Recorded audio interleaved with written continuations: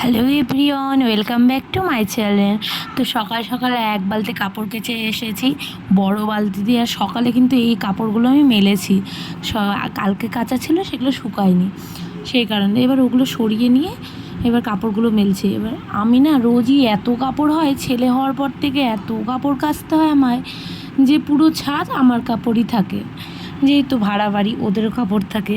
তো আজকে দেখছি ওরা কাপড় মেলেনি, সেই কারণে আমি মনের খুশিতে কাপড় কেচে পুরো ছাদ মেলছি।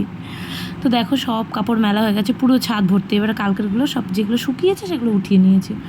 এবার ঠাকুরের জন্য কিছু ফুল তুলে নেব, ফুল তুলে নিয়ে পুজো করতে দেবো। এবার জেঠিমা, মানে যার বাড়ি, যার গাছ, তারা ফুল তোলে। এবার বাকি যেগুলো থাকে জেঠিমা আমার জন্য রাখে। এবার কখনো কখনো আমি যেগুলো বেঁচে যায় সেগুলো তুলে নিই। এবার জেঠিমা তো সব ফুল তুলতে পারে না, সেই কারণে এবারে এসে তাড়াতাড়ি পুজো করছি। এত তাড়াতাড়ি করছি কেন, ছেলেকে নিয়ে যেতে হবে আমাকে ইঞ্জেকশন করাতে। তো সেই জন্য সকাল সকাল খাওয়া দাওয়া করে পুজো পার্বণ সব করে ছেলেকে খাইয়ে দাইয়ে রেডি করাবো।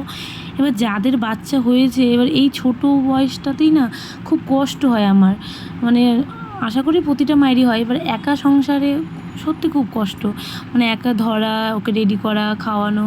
গোপালকে একটা চকলেট দিয়ে ধরিয়ে ভালোই লাগে, বেশ বাচ্চা বাচ্চা ফিলিংস হয়। তো চলে এসেছি।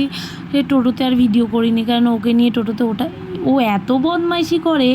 ওখানে গেছে এক দণ্ড চুপচাপ থাকিনি, এত বাচ্চা আছে সবাই চুপচাপ, ও একমাত্র বদমাইশি করে। তো কান্নাকাটির ভিডিও আর করিনি।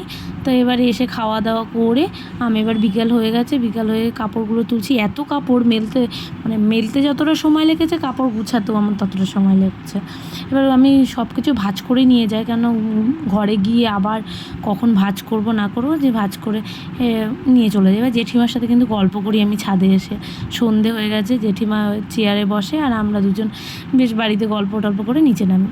নিচে নেমে গিয়েই দেখছি ছেলের ফ্লাক্সে জল নেই, তো ফ্লাক্সে জল বসিয়ে দিলাম। আর ছেলেকে একা বাড়িতে রেখে তোমাদের ভাবো যে বাচ্চা সামলানোটা যতটা সহজ যাদের বাচ্চা কাচ্চা ভালো। আমার বাচ্চা কাচ্চা হাতে পায়ে দুষ্টুমি বাবা, একটা নিয়েই আমি যেন সামাল দিতে পারছি না। ও ঘরে কি করেছে চলো তোমাদেরকে দেখাই। দেখো বিছানাপত্র সব ছড়িয়ে ছিটিয়ে চুটকি মেরেই আমি পরিষ্কার করে দিলাম। সত্যি এমনটা যদি হতো, চুটকি মারলেই সব পরিষ্কার হয়ে যায়, তাহলে আমি আর আমার ছেলেকে বকতাম না।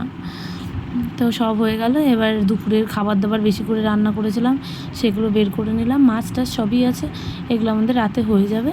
এবার গুড নাইট বন্ধুরা, টাটা, বাই বাই।